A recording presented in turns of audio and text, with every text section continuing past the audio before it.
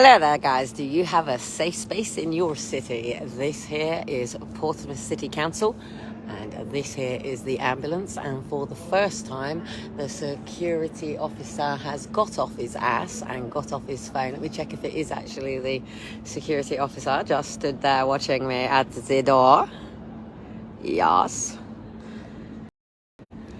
So the security officer has finally got off his ass, off his mobile phone, and there are two paramedics sitting over the other side. But there is also a very young homeless couple sleeping outside. Now, they're asleep. I'm going to move over here a minute to make sure that it's certainly not completely intervened on, because they are asleep and they're resting and they're safe. They're safe behind the ambulance. There's two paramedics sitting in on their phone, and there is a security guard sitting there. So they're safe. However, come Monday morning, they would have to move. Just getting myself off the floor. I've got me thing on. I've been doing my little jig, but I'll finish now. So, in fact, there are two security officers. You've got main security watching all the bits that go on around Portsmouth City Council. But this here is a safe space. So if I show you over here, I try not to get it every here. So every Friday and Saturday between 10 and 3, this is basically what is called a safe space. All of a sudden, security have alerted that there's somebody out there. The two ambulance people have now got off their phones and actually got up, started to move around. Now, if this was my safe space, like some of the safe spaces that I've run within the university sections, but to elaborate and move, being that this is Portsmouth City Council, first of all, I don't know this hasn't happened, because I don't know the intimate relationship fully, but I do know the couple that are asleep there, and I have told them about safe space and to see what would happen. So the safe space has gone flashing up again, points to over here, but it's basically talking about, now the irony, I'm going to come down here and take you just very quickly to the club where the young girl was raped. And I'm going to go quite quickly down here, 2 seconds. I just need to, I've only got one stopper, so I just need to stop my brakes a minute. 2 seconds. Right, I'm going to go down to the club where the lady was raped. Now, this is officially a safe space, yeah, and it's meant to be there, being that you're too drunk, that you feel that there's some form of threat to you. Let me take these off a minute. That you feel that there's some form of threat to you. Now, I'm going to go as far as the nightclub was, and I'm going to talk about something very, very, very different. Hey, I'm Kelly, I have EDS, it has me, and sometimes we dance. I've got my little things on, but I'm just going to go ahead, literally. Now, I usually skate these roads with the skate dancers and things. What do you want to see? I can't do a fucking backflip. I'll fall on my ass if you want. I've only got one stopper. If I had another one, I'd piss about. Watch the skaters. They go around Monday, Tuesday, Wednesday, Thursday. There you go. So anyway, this is all all over lockdown. This was all open, by the way. And all the lockdown experiments were all done down this road, on this path, with all of the students, right? And obviously, as you can see, none of the students wear masks. And these students are going to be the first preparation for the vaccination chip, the next stage. So this is Mr. Miyagi's. I'm not going to get anyone because I disagree with any person videoing outside any club. But I will come outside and I can video this guy who's slightly behind me because he's entertainment. I just don't want to get any of these guys on. So we'll wait for a party load to just go through a minute. Drug dealers are out. Give you their reg, mate. Scouting. I'll give you their reg. Right, so this, I'm just going to flash up in a minute once this lad passes. This is Astoria, right? And this club here is where, just not to get anyone on, this is where the girl was raped, on the inside of the club. Feel the rhythm, feel the rhyme. Now, I'm 44 this year, yeah? But I've been working these clubs dancing from the age of 14. not this particular club, not these clubs, but I first ever started dancing in Guildford, Cinderella Rockefellers, and just try not to get anyone behind me. I'll probably get a couple, but if they jump on me, I'll go flying in my fucking skates. So I've got it so no one can catch on. You have to look at my ugly mug, so I've got it that close that no one can come in behind me or stuff.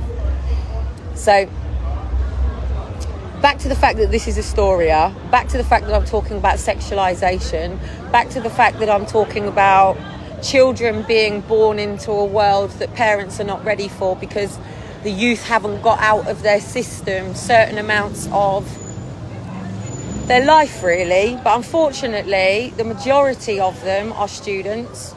I'll go back to the fact that this particular road has been used all over lockdown to measure how the clubs would go. I'm just watching at the moment how they're being clipped and tagged and stuff, and they're still back on the normal things. But these are moving over very, very, very, very soon. Nobody's having to scan to get in as far as I can see, but I haven't been inside a club yet. I haven't been inside a club for a long time. I'm going to give these young little whippersnappers a little bit of space. But here, Astoria, is the club that she was raped in.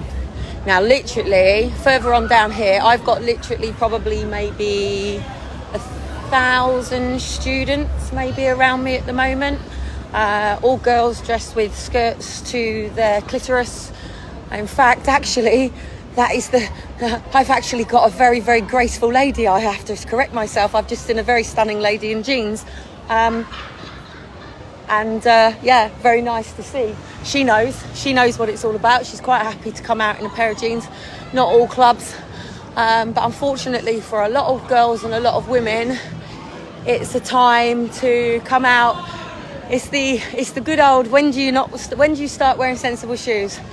Well, clearly I haven't got sensible shoes on, but I would rather go clubbing and be in a club in my skates. This is the one that I'm looking for, and that is the one that I want to slightly go for. So obviously this here to the perimeters of said here. So this one here would be what's known as the Brunel, and then there's a few more. I don't want to get anybody, so there's a few more. So there's Pop World here, and of course, as you know, I dance here, yeah? So obviously I've been watching everything that's going on. So when I'm sitting up there, I'm seeing everything going on. For tomorrow night, it's the adult only tomorrow night. Children was today, and it's adult tomorrow night. Once you go into these places, you can't take films and cameras, you know. So this is the entrance. I've got to get it right. It's Comic Con. So this is the entrance into there. So I'm going to be down here again tomorrow as Hiwaki. It's 20 fucking quid, and so what? You know, even if I go and work in these clubs and doesn't matter if I work the bars and stuff, I don't mind looking after the kids out here. I don't mind dealing with a bit of a lip from young lads and things like that, and you know, giving the girls a bit of a hand and things like that. And I think it's needed for these younger ones. I don't think you've got kids teaching kids, and you haven't really got enough older people coming out and speaking to them. So anyway, security's out, so I'm heading back up. So just heading up to where the safe space is. Whoa! Just let me bounce my shoe a minute. Whoa! My highlights. Just 2 seconds, because I've got a live on, and you might say something you don't want to say. I'll be back down in a minute. You should get some. Join Skate Crew. Go on Sundays, grab some skates. Beginner lessons are free down at the Red. There's a whole skate crew that go round. You won't remember in the morning. So back to the safe space. I just want to make sure the guys at the door are asleep. So basically, this could be literally rectified from the evening. Once everybody goes to sleep, everyone goes home. This particular tent that they use for these sort of things could be very easily activated here. And literally, they could bring in every person who lives on the streets at the end of each night and make sure that they are literally being rotated properly. And if they actually had a hotel here proper and they could put people in, so if it was proper drug addiction and real severe, you could put them at the top. And it's got the gym, it's got the swimming pool, it's got the facilities. I'm not taking that away from people. I'm saying give that to people and you will see them create a whole new standard for themselves. It's when you deny people of the things that help them and enable them to grow that you create the depression, you create the suppression, you create people to get into drugs and alcohol. But when you're creating a world like this, you're already fucking up the future generation, because this is the generation of students that are going to become niche in their field. I've met obviously today who's going to be taking over computer studies and all of that, or taking over all my websites, helping me do some stuff like that. And it's a foster care kid that's helping me. Got it going up again now with facts to do with your jabs and your vaccinations.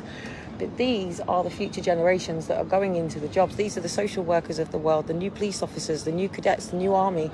These are the new engineers, the new scientists, the new revolutionists, the new pioneers. And they also might be the people that failed, that couldn't get a job, that went and worked at Tesco's and Asda and maybe got some care jobs. But at the end of the day, they're out fucking tonight, they're out dating, they're out getting laid, and all they can think of is getting really pissed, probably a little bit stoned, maybe do a little bit of drugs, some of them probably a little bit clean living. But at least there's a safe space. But a safe space for what? Because at the end of the day, they're sitting on their phones, security sitting on their phones. I would be out and they're asleep. And they are, and they're behind the ambulance and they're safe.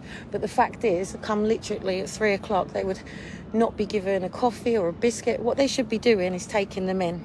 Yeah, there should be a little bed at the back and they should be able to get their photos. Now, the problem with most people who are homeless is because they don't have identification.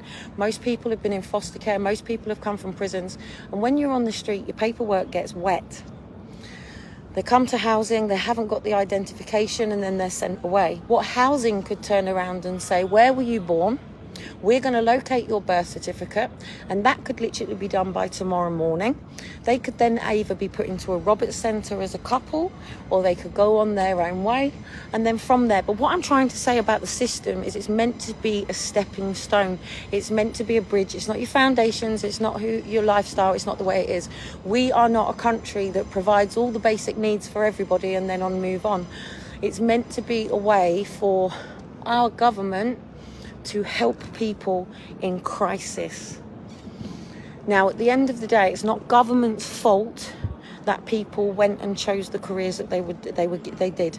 Every single person at school had exactly the same chance to make their options. Unfortunately, them options are asked too soon. Most people at the age of 12, I can't even think what years they take their options now. And most of them would take their options, they wouldn't even know. I mean, a Shiloh and a young child want to be a doctor. Yes, great, brilliant. But how many times he'll change his mind over being a fireman and a policeman and things like that.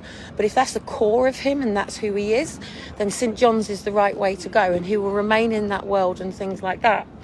But it's not about being niche. It's about having a whole identification. And the Portsmouth City Council and all of the multi-system frameworks could really move to benefit people in such a different way.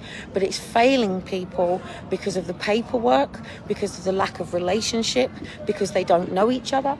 There should be a little tea thing and some water and a few lollipops for these guys to say, you know, keep the noise down as you're leaving here, respect the neighbourhood, get a bit of water, calm yourself down, you know, maybe have a bit of a coffee here. Here's a freaking one, you know, some wheatgrass or something, because now they're smashing the glass. Now they're getting a bit aggro, but they could have stopped off here, had some water. You know, maybe a bit of some peanuts or something, just to have a little bit more water. Even just to chat, even to have some really nice little chairs out here to make this a really nice, wonderful fucking space. You've got all of this space. Portsmouth City Council could be running the show, basically. Do you know what I mean? But they don't, because they fragment the system far too much into individual jobs. And these people who are in here are not paid to care. Have a nice night. I'm off skating and handing out some flyers for the Comic-Con tomorrow night. Not many tickets left, I don't think so. Anyway, have some fun.